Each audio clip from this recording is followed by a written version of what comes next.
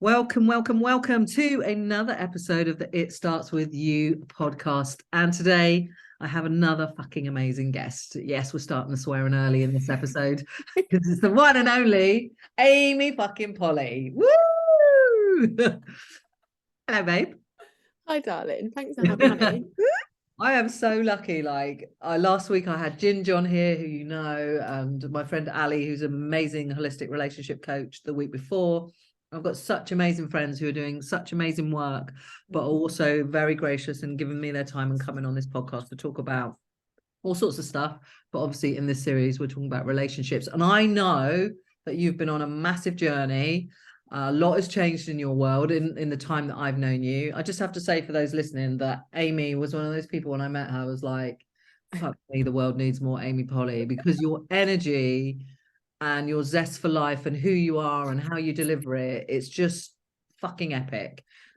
So yeah, obviously for the guys listening, you know, you can connect with Amy, all the stuff's in the show notes, but you're probably going to know by the end of this podcast why I think this woman is so amazing.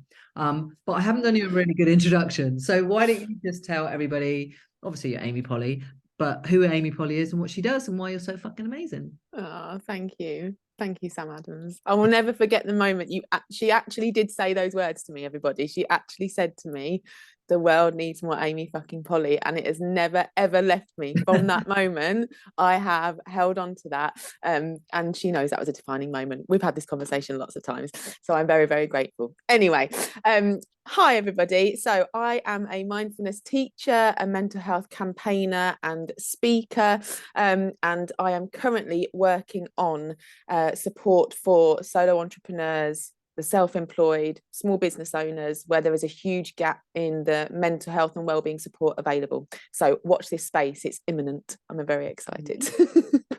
Gossip. I know that you're going to be doing something fucking amazing. I just know it. And I can't wait to hear all about all the exciting things that you're going to be doing and help all the people you're going to be helping. And actually doing this podcast is probably going to help some people and some people listening, because this whole series is what I came to realize through my work, is through a conversation I had with my coach, was that and ultimately the penny just dropped that actually, you know, life and everything in life is about the relationship you have with yourself. And every client pretty much that I dealt with, and I do deal with, they never come to me to talk about relationships or the relationship they have with themselves. But ultimately, that is probably the number one thing that comes up every time. Their relationships with other people, their boss, their partner, their friends, their family, their kids, whatever. It all comes into it. And then, of course, then we have to go back and then look at their relationship they have with themselves. And so that's why I thought I'm going to do a whole series around relationships.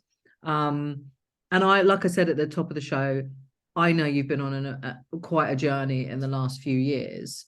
And I've seen a video of you. You know, you shared it the other day, didn't you? Like what I like to call the old Amy Polly, just after you had Jackson, because you've got a little boy. He's 4, right? Jackson, super cute. You are a very different person then. And I don't know whether that's a good place to start in terms of like what your relationship was like with yourself then to who you are now and what's happened and stuff. Do you know what? I think it starts even way, way earlier than that. I think from childhood,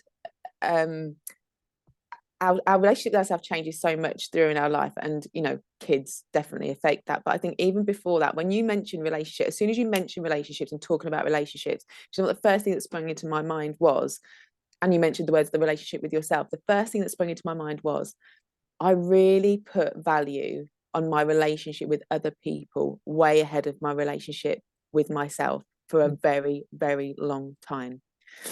I think we almost brought up to do that as well. And I was having this conversation with a woman the other day. Now, there's lots of different things that affect things in life. I can only talk from my experience and my point of view. But I really do believe there is something hooked on to the fact that when I was growing up as a young woman, and this whole thing of, oh my God, she loves herself. And I know people say it all the time, but that sits deep when you are constantly told that it's a bad thing to love yourself. And it's almost like, I remember the confident girls at school and it being like, oh, look at her, you know, such a negative thing around just like liking yourself and obviously knowing yourself and being able to bring your whole self. And you've seen me when I wasn't doing all of those things, so I know that it can sit deep. And so I think some of it comes from that. I think some of it comes from just valuing my relationship with other people. I thought for a very long time, I think that my worth was based on the relationship that I had, romantic relationships.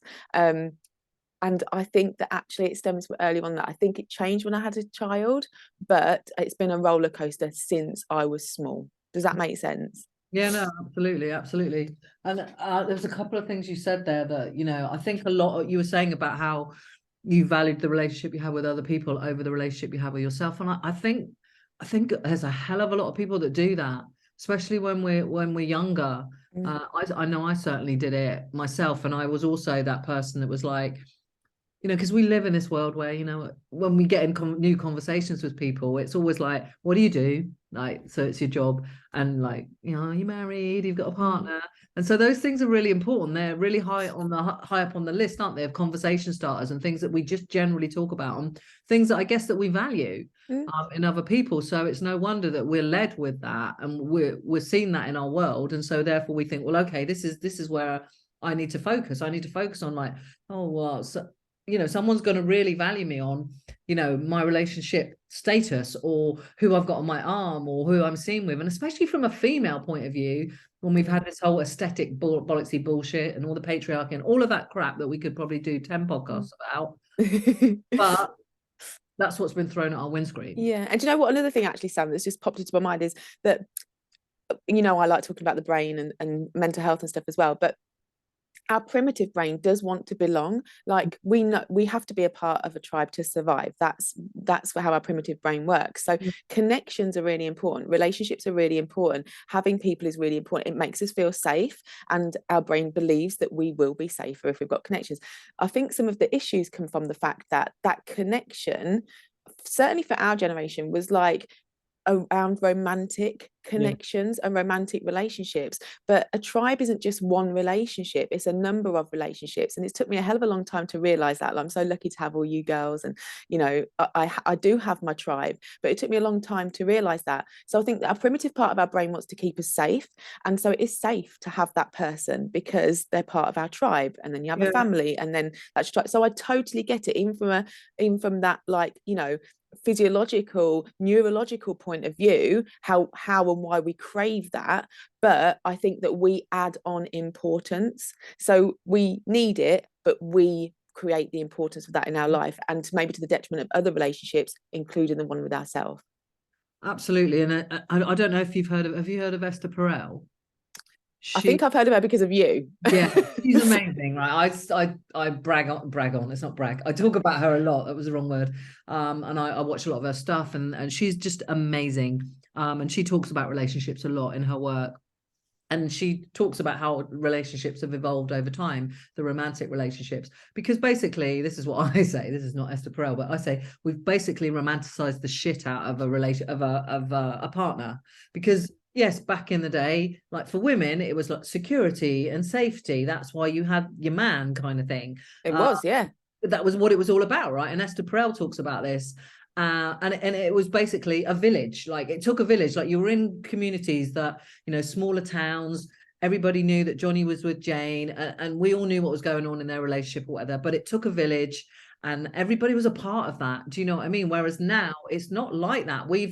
Hollywood and movies and books and drama have romanticized the shit out of relationships. So we now have this really high expectation of what a relationship should look like and be like, and what it looks to the outside world. This is basically what I think, and how we've got to where we are. And I therefore think that we place a high expectation on ourselves first and foremost, and on that relationship, and on that other person to be our soulmate, our best friend, our fucking everything, which you're expecting one person and maybe a bit of yourself to do the job of what a whole village used to do. Yeah, makes total sense. And that's why I feel lucky that I have such amazing friends. But it still get lonely. But I think that, yeah, it does take a village with everything. We say that about motherhood, don't we? With so many things. Again, coming back to the tribe thing, you all have different skills. You all have different roles in that tribe. Someone will be the lookout, someone will be the hunter, someone will be the gatherer, someone will be the cook, someone will be the it comes back to that so much. And in this modern world, number one, we don't need that, because I can hunt and gather and go on Amazon and everything else, you know, and I can date quickly, and I can have basically no connection because I can get everything through a screen. So the modern world, you know, doesn't help our primitive brain either, plus history. So yeah, it's complicated. It's complicated, but I think it is complicated. Things have changed so much, and I don't, you know, maybe I don't want to get so much into the romantic relationship stuff, but I'm curious to know when you started recognizing for yourself, maybe that around your relationship with yourself, when you started to look at that a little bit more, when you might started to think, actually, it doesn't matter about what my partner looks like or what this looks like to the outside world. Yeah, so I would have been my late 20s, actually. It took some very bad relationships. I know we're not talking about romantic relationships, but I think that is a really easy distraction from knowing yourself, particularly if knowing yourself is difficult. Yeah. I didn't realize I was growing up with undiagnosed ADHD. I always felt like I was really different. I felt like relationships were hard. And so, and the relationship, including the relationship with myself. So it took me till my late 20s of going through some really bad times in romantic relationships to very slowly, for me, it wasn't like you know, I need to work on my self-worth, or, you know, I deserve better. It was a bit of a slow burner. I can't really say when the point was. I think when I ended a relationship and I felt a weight lift, and I felt a freedom that I hadn't felt for a long time. And I just went, okay, I can do this on my own. I need to know what I want to do now, because I don't actually know what I want to do, why I want to do it, where I want to be, who I want to be, because I've been doing that for somebody else for so long. And so that was my late 20s. Was it my late 20s or early 30s even? But that's when I had that conversation with myself. It took ages. But then once I was there, and it slowly built and built and built to now where I'm like, I don't want to compromise myself. I'm still learning about myself. I don't know everything, but I'm very much like, if I'm happy, everyone else is going to be happy. So I'm going to work on me being happy. And, you know, if you don't like something and I like something, that's okay. Like, we'll find a middle ground, whatever. I'll work it out. But at least I know what the fuck I do and don't like. But I didn't know that before. At least I know what the fuck I need, you know. And now in my romantic relationship, I know we're not necessarily talking about that, but I have to know myself first, be able to communicate with someone else what I need. And that's been a journey. And I've not always been good at that, but I'm getting there slowly with help of friends like you as well, of course.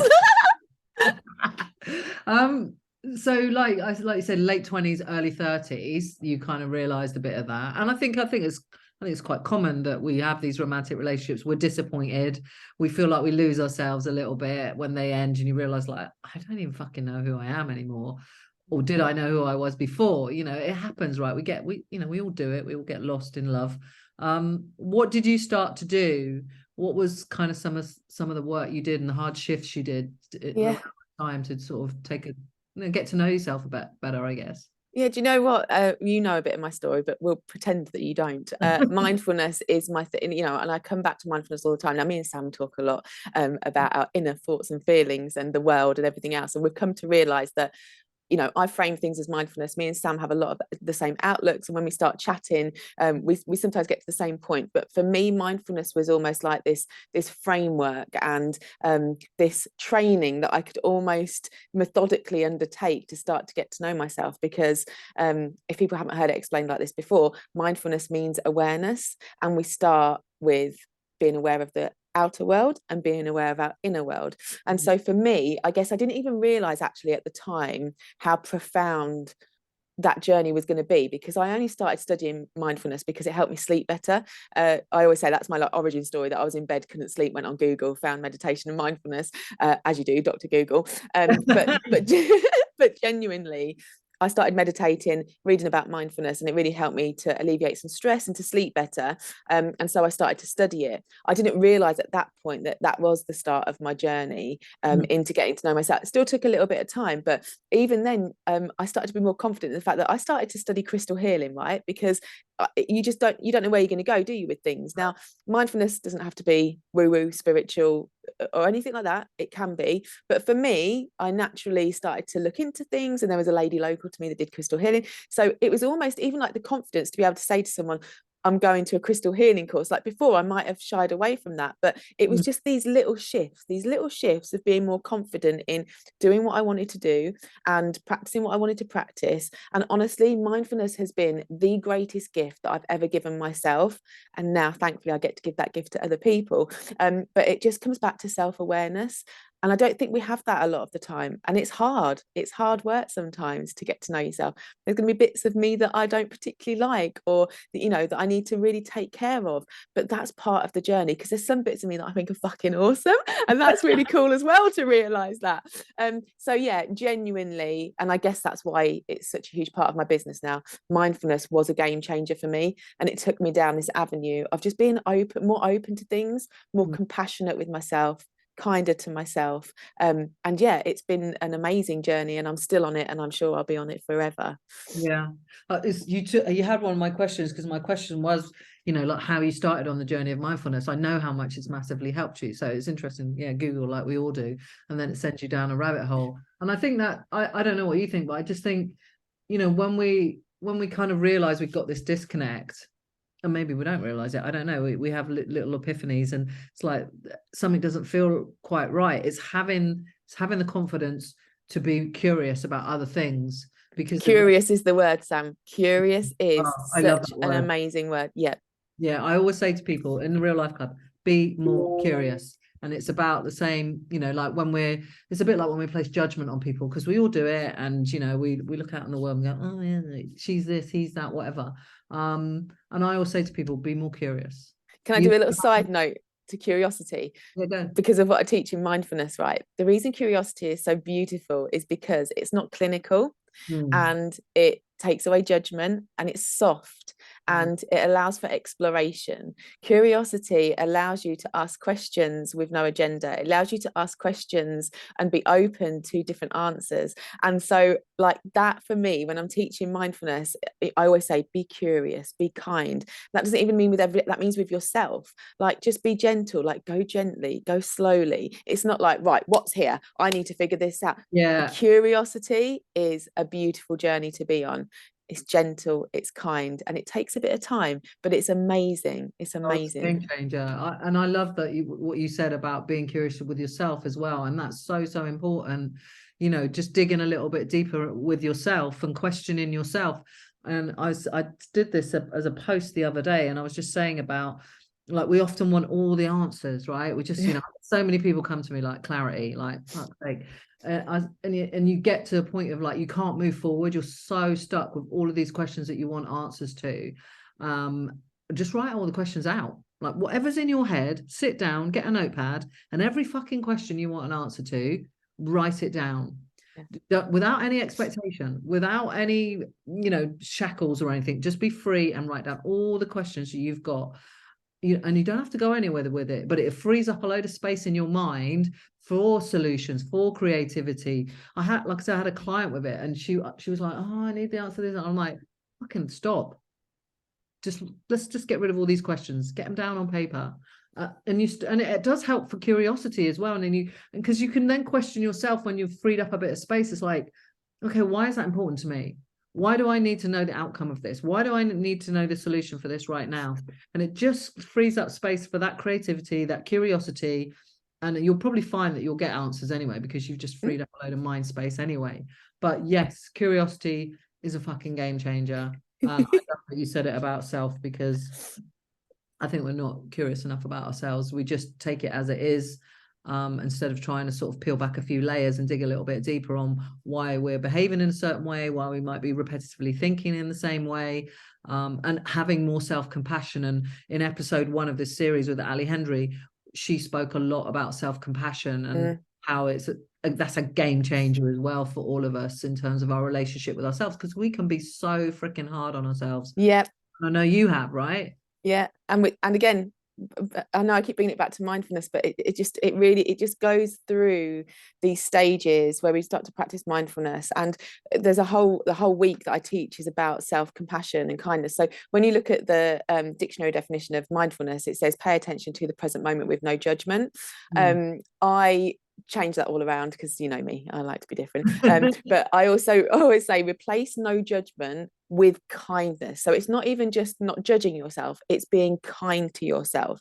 And so when we go out like through our mindfulness journey or this self-exploration journey, this curiosity, it starts with awareness, and then we have to move over to that kindness and acceptance. So we're going to start to be aware of everything that we find isn't going to be nice, everything we find in life isn't going to be nice, everything that we find internally isn't going to be nice. There's going to be bits where we need to be kind to ourselves, but it does come back to acceptance. Like, okay, maybe this is the way that I am.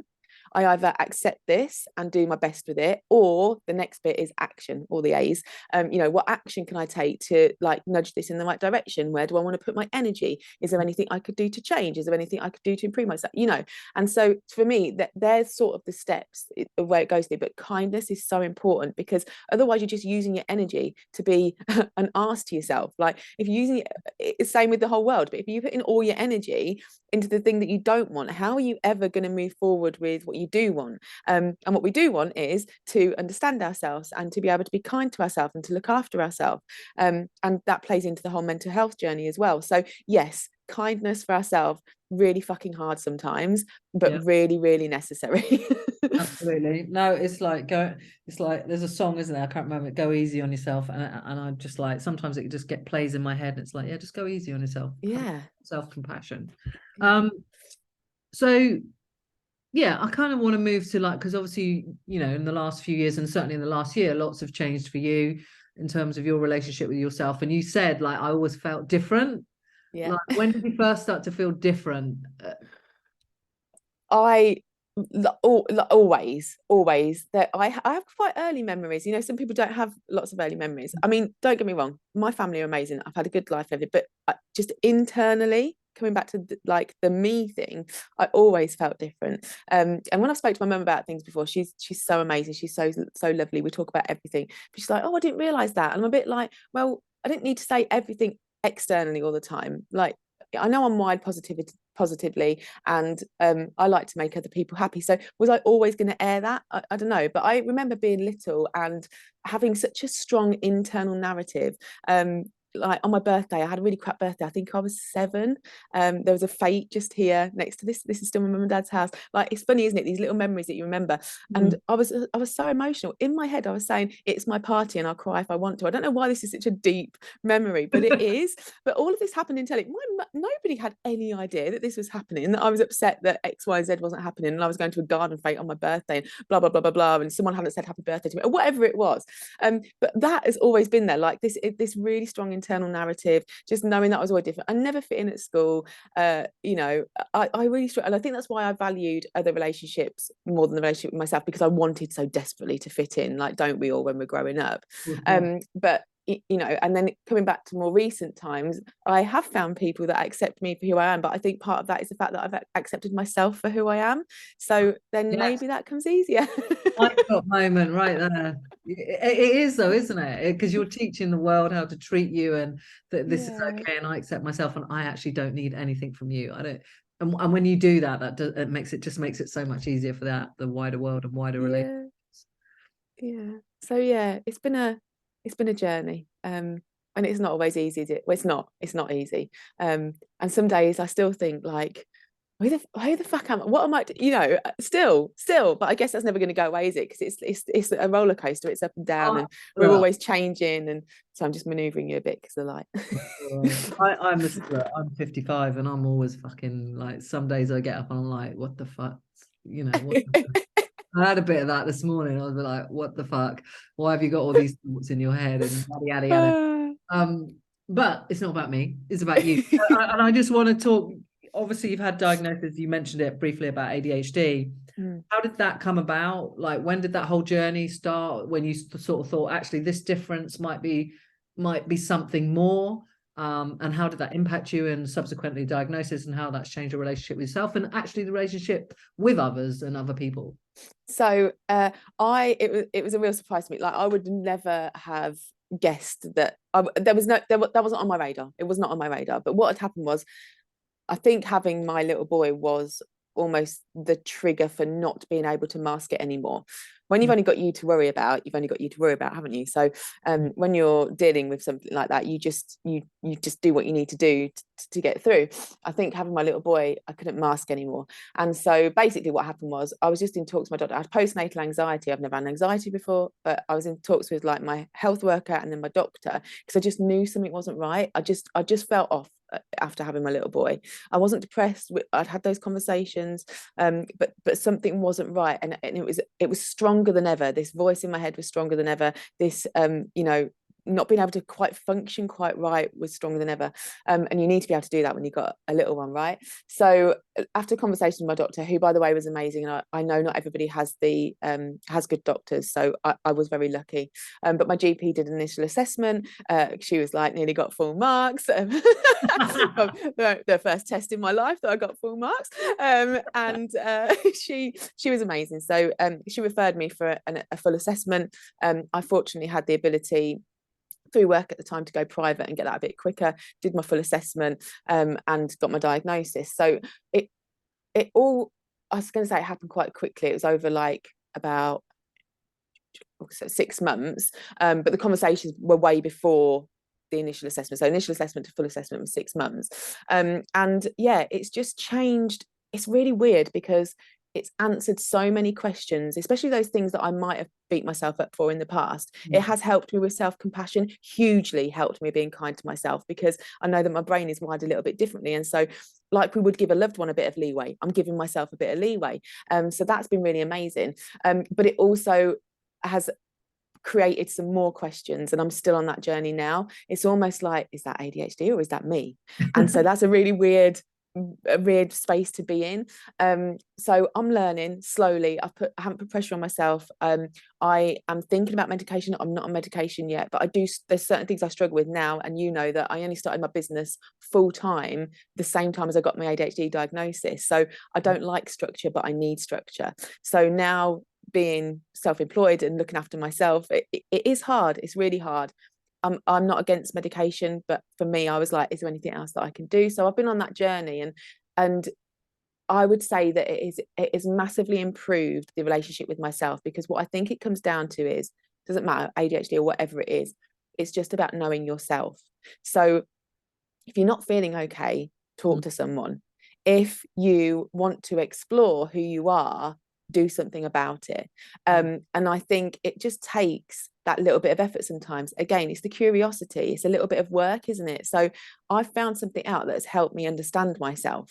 That's going to be different for everybody. That thing, or there's going to be more than one thing, is going to be different for everybody. But that's the essence of it, is that I have taken the time to learn. I took the time to find out I don't feel okay, so I'm going to try and help myself.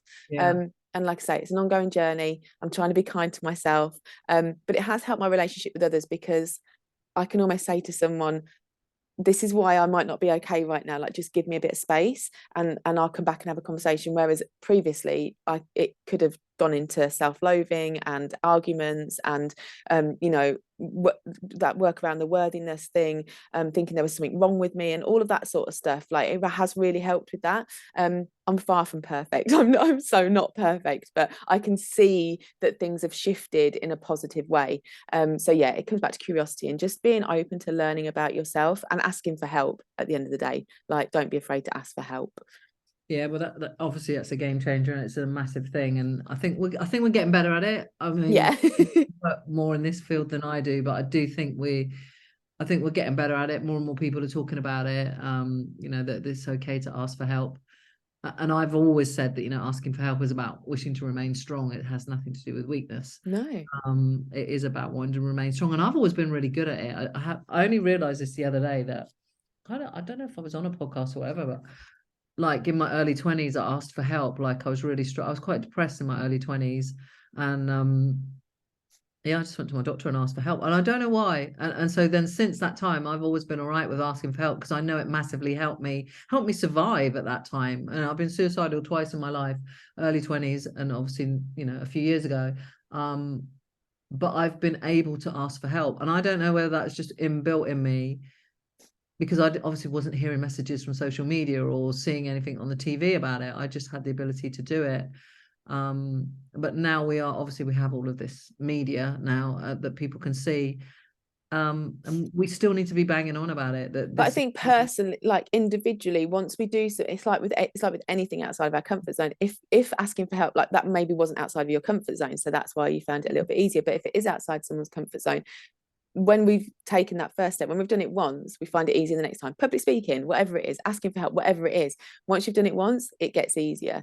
So it's always about that first step, isn't it? It's just always about that first little step. Yeah, and I think it's, the thing is with this kind of help and support, like, we are not adverse to asking for help with anything else. Like, if you think about it in our lives, Yeah. I want to cook a nice meal and I don't know what to do, I'll ask somebody who does know how to do it. Or in my business, like in your business, like, okay, the accountants is not my strong point, I'm going to get an accountant, or we know how to ask for help in every fucking area of our lives. Yeah, when it comes to our mental health and our mental well-being, we're like, oh no. Yeah. Do you know what, I was doing a talk the other day, and what I was talking about was what mental health is, being a mental health in betweener. That's the thing that I talk about. Mental health in between. Well, most of us are mental health in betweeners. That's my belief anyway. That'll be a whole nother podcast. But I was talking about the fact that if you have a bad back and you need to go to see a chiropractor, you just say, I've got a bad back. Have a lunchtime appointment, you walk out of work and you're like, I'm off to see the chiropractor. Yeah. If we've got a mind that is feeling like we need a bit of help and we want to go and see a therapist, then we should be able to say, I'm off to see my therapist. Like, there is absolutely no shame. Like you say, your back, your mind, doesn't matter. It's still part of you, and you're going to ask a professional for some help. Like, no one's like sniggering, oh, off to a chiropractor, I wonder what's wrong with it. Like, it's just, no, it doesn't fucking happen. Oh, Jimmy's off to the chiropractor. What a weak bastard he is. Oh, exactly. You just don't, do you? There's nothing weak about it's just, that is like normal behavior, to go and see someone that knows about that thing. So that, that's what I've started talking about a bit more recently. It's getting there. It's getting there. But that's what it needs to be. Like, health is health, the end. Mental health is just health. Physical health is just that, it's health. We all have it all of the time. That's absolutely amen to that. Be a good point to finish on, but we're not going to. Because where was it going? My mind's gone off on track now. Sorry. No, it's okay. It's good. I love having these really open conversations. It's just like how I like to do things. But I think, so your relationship with yourself is much more self-compassionate now. I think I picked up from what you said. That's how you find it. And then the relationship with other people is, you feel more able to go, hey, do you know what, I just need a little bit of space here right now, whereas maybe before the diagnosis you wouldn't have been in that position to do that. And you know what, actually, I don't know if this is to do with anything spiritual or not, but I feel like the more compassionate I have been to myself, the more compassionate other people have been to me. Like, I actually do. And I don't know if that's because I am communicating better, because I'm more compassionate with myself and I understand myself a bit better, so therefore I can communicate better, and so therefore I'm getting what I need better, or whether it just breeds like, I think probably a bit of both, I would say. I guess it is communication, like you being able to communicate with Matt, your fellow, right? Your family and stuff like that. Like, it opens those lines of communication. Like, we're so often, like, in relationships, like I said, whether that's your boss or your partner or whatever, we are so often hold back. And our communicate, if you asked about if you asked Esther Perel about relationships and why they break down or whatever, communication is going to be fucking up there. Like, it's the number one thing, right? It's like, we don't communicate well enough. We feel we're afraid to ask for what we need. We're afraid to ask for support in certain areas. We're afraid to say, hey, do you know what, that hurt me, blah blah blah, whatever. We're so afraid of offending, or this is why ghosting happens so much, because people are not fucking communicating. That's all ghosting. But we're not afraid to offend ourselves or hurt ourselves by not doing that thing. Exactly. But with that's all ghosting is about, is communication. We're you know, in a world we've got all of the communication things open to us, we're pretty shit at it, I think. Yeah, and you know what, and I think the steps to that are like going back again to that, getting to know yourself and connecting with yourself and caring about yourself. I have to know me to know how I best communicate and to communicate my needs. And I'm still far from perfect at it, but I think that because I've got to know myself, and because I've got to know when I'm going to be a bad communicator, i.e. in the moment with emotions, I can say, I can't talk about it right now. Like, we will talk, but I can't talk about it right now. And just communicating those needs is really, really important. And I was on a call the other day, so I was actually doing a talk about ADHD. So a friend runs a VA company. She has lots of VAs working for her, and they are looking after lots of people in the fitness industry and stuff like that. And there's quite a few people that are either on the diagnosis path or have been diagnosed with ADHD. And she was saying sometimes, you know, we don't have a knowledge of that, and we find it difficult, you know, to make sure that we're accommodating them and helping them as much as we can. Can you come and talk to us about your experiences? And as I was delivering it, I was talking about what ADHD is and how it can affect us and the symptoms and blah blah blah. And what I kept coming back to, I had written it down, but it's surprising how your conversation naturally goes, and it kept coming back to boundaries, expectation, and communication. And I think that that is relevant whether you've got ADHD or not, whether it's a romantic relationship, whether it's a relationship with yourself. You need to know your boundaries, you need to know your expectations, and you need to know how to communicate. And it again comes back to that curiosity and that learning. And when you've got those boundaries, because you know it's hard, they've got a job to do, they don't want to be unkind to anyone, but there's still got to be deadlines. As ADHDers, you either fucking love a deadline because it's the only time you're going to work, or you absolutely miss them. So we're having this conversation, but I kept saying, you know your boundaries. They also know you've got a contract. Like, don't be afraid. And that's like every relationship, and the relationship with yourself. Just set your boundaries. Just have a communication about your expectations. Be kind people. Like, nobody wants to be a dick in this situation, like, but we do, because we get emotional and we've not communicated and we don't understand each other's boundaries and expectations. And I'm making it sound really fucking easy. It isn't.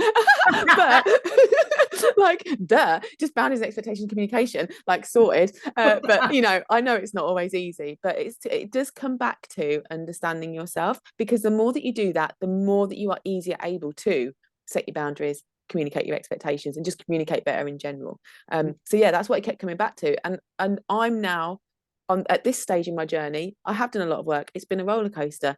I've learned and unlearned things. I think I'm in this space again where I don't know about you, Sam, but do you think it almost comes in cycles? Life changes, and so then you sort of go back in and you go, okay, I need to do this again. I've got different expectations, I've got different boundaries, I can communicate differently because I've learned something new. Oh, massively. In every relationship, I don't know. The other day I was listening to something about relationships, and it's like every, you know, oh, that was the wrong relationship when we talk about past relationships, right? But no, it was actually the right relationship at the time. And it's even those relationships with bosses and you know, not just like say romantic ones, and it was the right relationship at the time. And you learned something. You will learn, well, hopefully you'll learn something from that. And like, I know massively from, you know, 2 marriages, like my second marriage probably taught me way more than my first marriage, about myself and my boundaries, and how poor I'd been at my boundary setting and communication. And yeah, I just learned so much off the back of that. But you've got to be willing to go there, really. Like, I was willing to go there. Like, it starts with you. It's like the fucking I'm willing to take responsibility for that, and what happened and what didn't happen. And that's a big thing for me around, you know, when this whole series and talking about relationships is taking that personal responsibility, like what you know you did. You're like, I don't feel great, something's not right, I'm off, I'm going to take responsibility for that by going to speak to my GP, not knowing that you're then going to go on this ADHD journey and go through that, but and then, do you know, responsibility for your own, you know, well-being, mental well-being. And the huge thing as part of that journey, which was huge for me, was going on that journey, asking for help, understand ADHD aside, and then taking the action that I needed to take to change things. Because I could have known everything about myself and still kept myself in a situation that wasn't, you know, wasn't good for me to thrive and wasn't right for me. You know, I openly speak about this. There's nothing wrong with it. You know, I left the father of my child. I co-parent beautifully now. I'm so happy. And that to others might seem like a really stress, but I knew I just got to that point where I was having this knowing about myself and knowing what I needed. And like, I'm still learning, and I'm not perfect. I have to keep saying it because no one's perfect, but I really feel like I've made some really fucking good decisions, and I'm really pleased and happy that I've made those decisions. And in the moment, they sometimes seem scary, and it took me a long time sometimes to make the final decision, because you go back and forth with things, which is also okay. But I really feel like I've made some good decisions finally in my life, because I have got to know myself and what I need, and that I don't have to worry about other people's expectations or society's expectations. I've just listened to me, and I feel like I've made good decisions. So we're moving in the right direction. And that's the beauty of all of that, like having that better relationship with yourself, getting the support that you need for your mental health and your well-being. It has a knock-on effect. It has the ripple out effect. Like you say, you see different things, and you know, your relationships are better, and how you communicate with yourself is better, and self-compassion. But it just has this massive ripple out effect. And it's just fucking amazing. It's like, we need more, like I say, we need more Amy Polly. I could probably talk keep talking, because we do talk a lot when we're together, but I am trying to keep the podcast to 40 minutes, and we've already been 40 minutes. But oh my god, it's got so quick. No, it goes really quick, because we could go down a whole bunch of different journeys. Can we do it again sometime? Yeah, you need to come on mine. I need to relaunch mine again, don't I? I want to come on. I want you to come on and do just purely mindfulness, really. But maybe that'll be next season. Who knows what will come about next season? But I just it's beautiful that what the journey you've been on. Like, you know, I'm like, you're one of my closest, dearest friends. I feel so privileged to have you in my world. You definitely helped me with my mental health, and you know, there's how you make mindfulness so easy to understand and to access, which is beautiful. And just this journey of the ADHD, and seeing you, like, obviously, like, even from when I first knew you to now, like, you're blossoming even more, and your understanding of yourself and your relationships, and it's just really, really beautiful. And I wish, you know, if anyone's listening, please go and check it out. Check Amy out. She shares very openly about her life and what she's been through, and to know what you were like before and to where you are now, it's just knowing that you can go through all this stuff, and you can thrive whilst healing, whilst going through some of this really shitty stuff. Like, it's like you say, this is not, you've not sorted it all out yet, you don't fully understand it all yet, but you're starting to see the needle shift, right? And you whilst you're healing, whilst you're processing, whilst you're deciding about medication and what it means, you're starting to, but you're taking small actions, and already those actions are starting to see change, which is fucking phenomenal.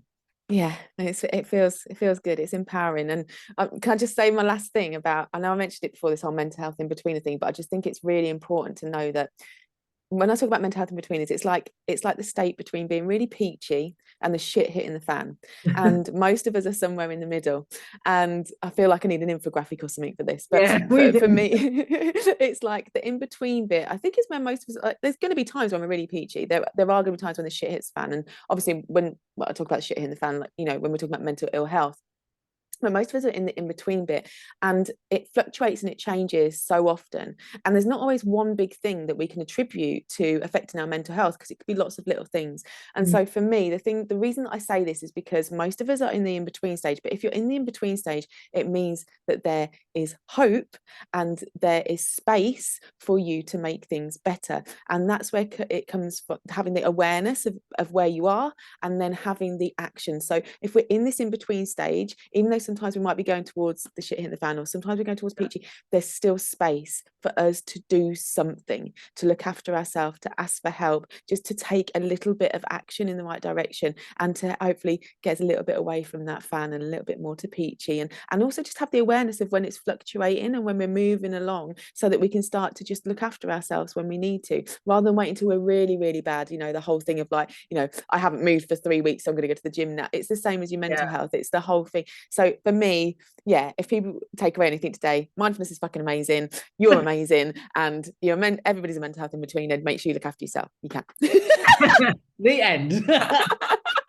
That's brilliant. That's a really good sum up. Thank you for that. I always end the podcast though asking a few little questions, just so that we know you a little bit better. I only do 3 or 4 really quick questions. First question: favorite food? Favorite food: Thai green vegetable curry. Very fucking specific. Favorite book? Oh, Are you really going to make me choose one? Well, okay, if not favorite book, then one book that you'd recommend everyone should read. Actually, do you know what? This gets a bad rap, but do you know what changed my life a little bit? Just because I think it helped me to open my mind was The Secret. And I know that's such a wanky thing to say because so many people probably say it, but also people are just like, it's bullshit. But when I was on that journey of starting to open my mind, I think when I read that book and didn't sit there and go, well, this is bollocks, and I had a little bit of a, I can maybe create a bit of space for this. I think that was a moment where I was like, okay, I'm being curious. I'm being open to this because it was a bit out there, I think, at the time when there's a lot more stuff In its around time, it now. yeah. Yeah, Yeah. in its time, I think it was. You have surprised me by saying that. This question I absolutely love is, if you could only listen to one song for the rest of your life, what song would it be? You're not allowed to listen to any other songs, just one song. What would it be?